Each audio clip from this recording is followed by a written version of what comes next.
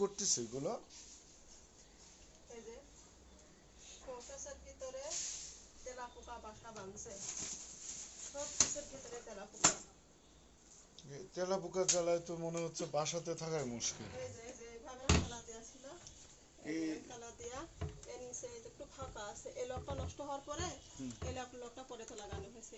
এইটা জন্য এই যে ভিতরে ফাঁকা, এই যে ভালোভাবে লাগে না, এই ফাঁকা দিয়ে তেলাপোকা ঢুকে। এখন এই যে কি তেলাপোকা মনে হচ্ছে কালো জিরা, এগুলো কালো জিরা।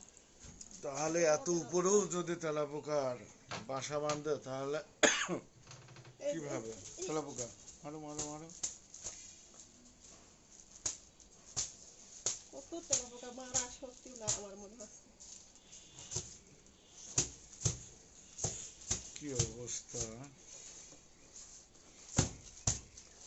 এর ভিতরে বিষ দিয়া লাগবে। আমার মেয়ের ছোটকালের জামা, আমার মেয়ে যখন কলেজে পড়ে তখন এই জামাটা কিনে দেওয়া হয়েছিল ঈদে। এটা একটা স্মৃতি। সেই জামাটা আমি এখন আমার কাছে যত্ন সহকারে রেখে দিচ্ছি, কারণ এই জামাটা আমার মেয়ের খুব পছন্দ ছিল। এটা আমি কারো দিইনি এই জন্য। এটা রেখে দিও, ওটা একটা স্মৃতি। কতগুলো কাপড় চোপড় গুলো বের করে এগুলো পরিষ্কার করতেছে। জামা কাপড় সব ধোয়া লাগবে, না ধুলে তো গন্ধ বাড়াবে। কি মারা যায়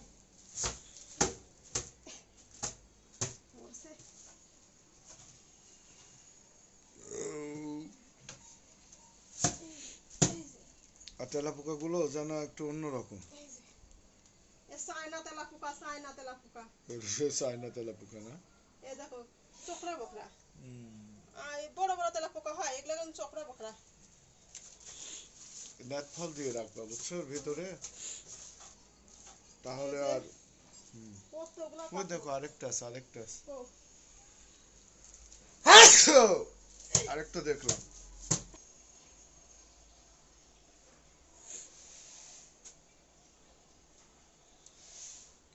এভাবে যদি জিনিসগুলো নষ্ট হয় তাহলে কেমন লাগে বলো? পর্যন্ত শোকেসে রাখছি, দেখো আবার ইয়ে ওঠে না। একটার পর একটা লাগিয়ে গেছে। এই জুতা পর্যন্ত শোকেসে রাখছি, এই যে এই ব্যাগের ভিতরে। সেখানে কারণ আমার মেয়ে আমাকে জুতা জোড়া কিনে দিছে, আমি যত্ন সহকারে রেখে দিছি। এটা আমেরিকা থেকে নিয়ে আসছিল না? মেয়ে আমেরিকা থেকে এই যে জুতা জোড়া নিয়ে আসছে। আর এই যে ব্যাগ, আর এই ব্যাগটা আমার মেয়ে আমাকে দিছে, আমি সবই রাখছি। আর এর ভিতরে যে কত তেলাপোকা ছিল, এই যে থাকে এগুলো সব ধোয়া লাগবে।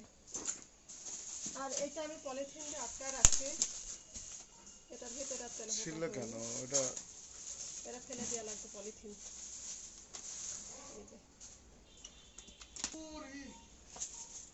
কি অবস্থা দেখো। সব কি করবো, গন্ধ তেলাপোকার একটা গন্ধ আছে না, এটা ভালো ফেলে খাটের পরে ভালো লাগে।